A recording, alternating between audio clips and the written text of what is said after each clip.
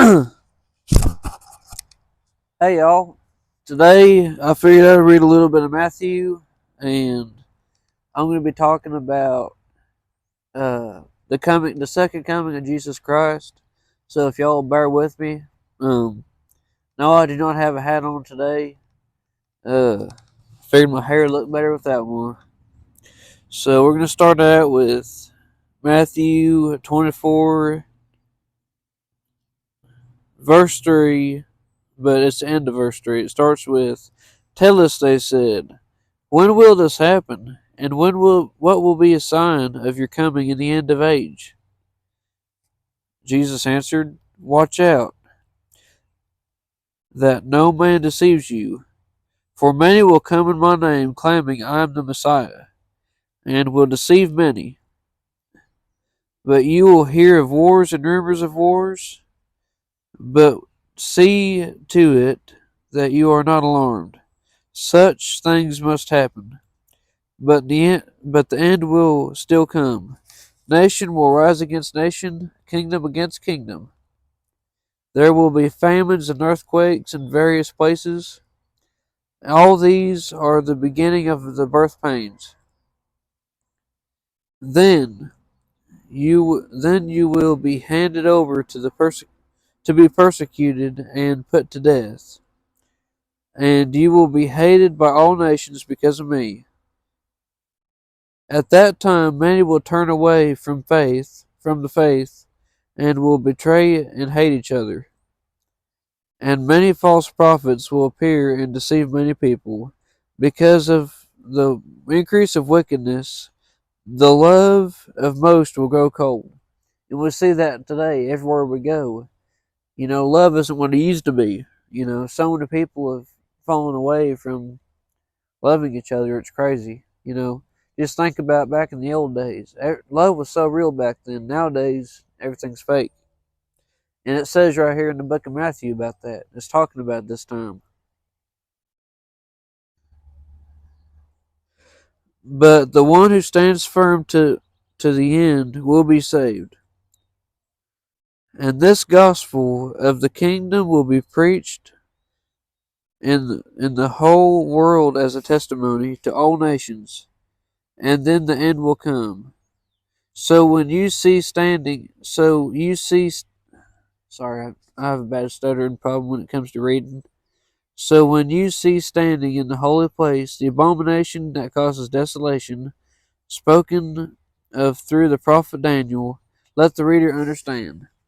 Then let those who are in Judah flee to the mountains. Let no one on the housetop go down to take anything out of the house. Let no one in the field go back to their cloak.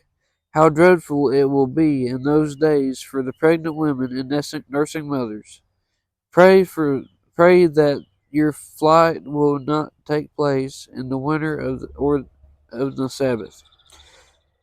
For then where where will the great distress unequaled from the beginning of the world until now, and never be equal again? And like I said, I'm sorry for stuttering so much. I'm not a very good reader. I don't read books that often. This is the only book I really read, and I don't know. I'm just not good at my hand. I don't know. My hand-eye coordination ain't too good. I guess I don't know.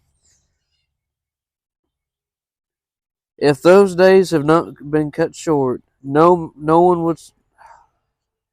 Gosh dang it! I keep stuttering. I can't stop. Okay, I'm gonna try not to stutter for the rest of this. I'm gonna try my hardest.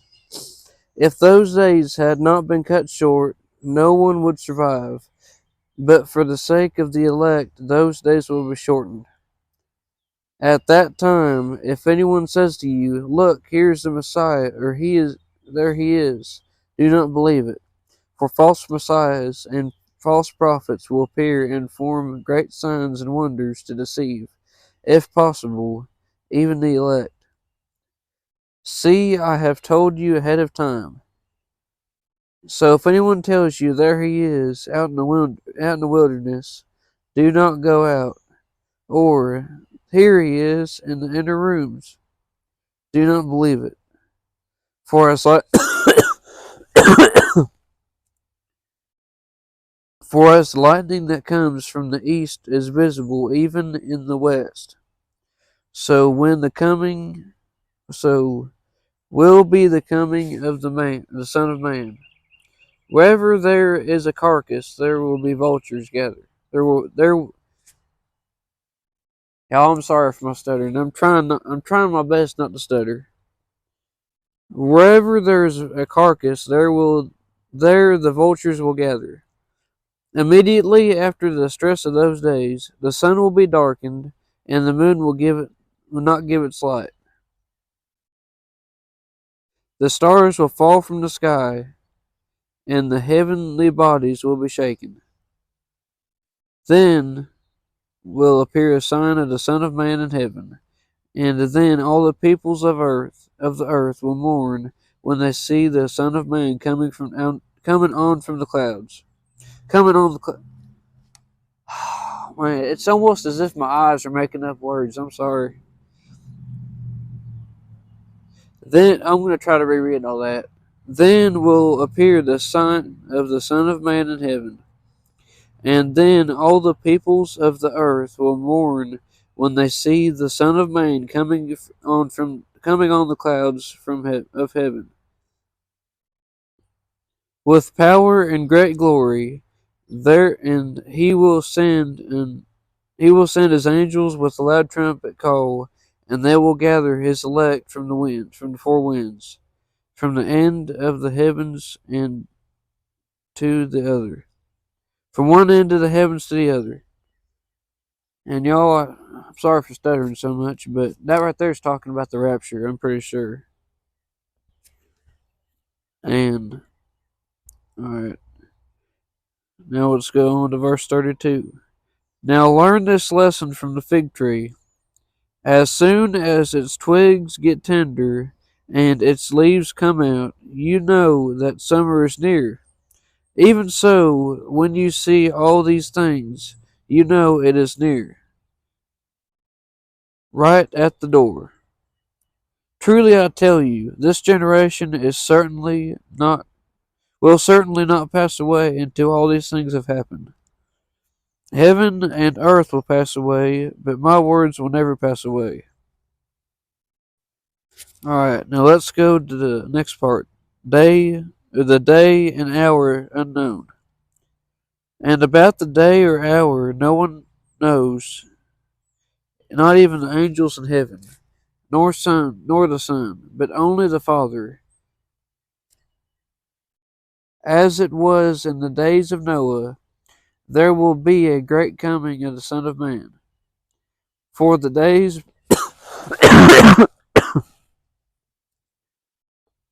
for the days before the flood, people were eating and drinking, marrying and giving in marriage up to the day Noah entered the ark. But they knew nothing about what would happen until the flood came and took them all away. That is how it will be at the great coming of the Son of Man. Two men will, and this is talking about the rapture right here. If y'all, let's just get to it.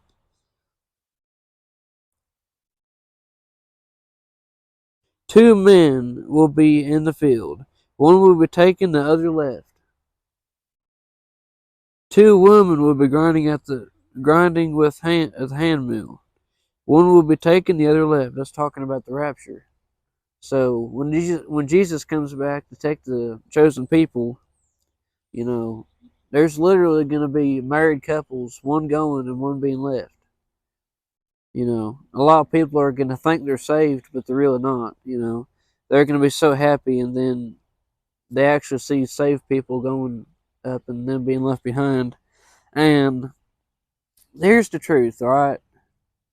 And this is as true as it gets. Mark my words. The day of the rapture, all the old people at your church are gone. That's just the truth. Because they were saved back in a time when things were so real. You know, they weren't raised in a generation of so much temptation, so much sin, so much all this and that. They're legitimately saved, and that's a promise. They were saved from, you know, they're all saved 100%, and that's a guarantee. All right, that's just the truth. Once you go into church after the rapture, I can guarantee you all those old people are going to be up in heaven. Because, like I said, they were saved in a different time when things were so much more real. Nowadays, you see people get saved, and 4 days later, they're back to watching porn. They're back to smoking cigarettes. They're back to drinking. They're back to having premarital sex. Y'all, when all those people in your church were saved, they were saved in a way different time when things were so real, you know. So let's just get back to it. Therefore, keep watch, because you do not know on the day your Lord will come. But understand this: if the owner of the house had known at what time of night the thief was coming, he would have kept watch, and would not have kept his house, not have let his house get broken into. So you also must be ready, because the Son of Man will come at an hour when you do not expect him. That whole section of Matthew is just so powerful, because we don't know when Jesus is going to come down from the clouds. We don't know. It could be any second. But keep in mind, it's got to be after a lot of those things happen. So right now we're looking at the world. You know, a lot of Christians are getting excited because we see all the things happening. You see, you know, wars and rumors of wars. You know, the earthquakes, the natural disasters. Some people are even saying the first trumpet's already been blown. You know, because we see the great fire in the Panhandle right now, and the news isn't talking about it, and they should be, because it's a very big deal. You know, you got cattle being burned up, millions of acres of land being burnt up. It's horrible, and the news isn't talking about it. They're keeping their distance from it, and I don't get why. But I think I know why. I think it's because they know that's the first trumpet being blown, but they're not. They don't want people to know that. Well, I don't know. But anyway, so I just figured I'd read a little bit of Matthew, and I hope y'all have a great day.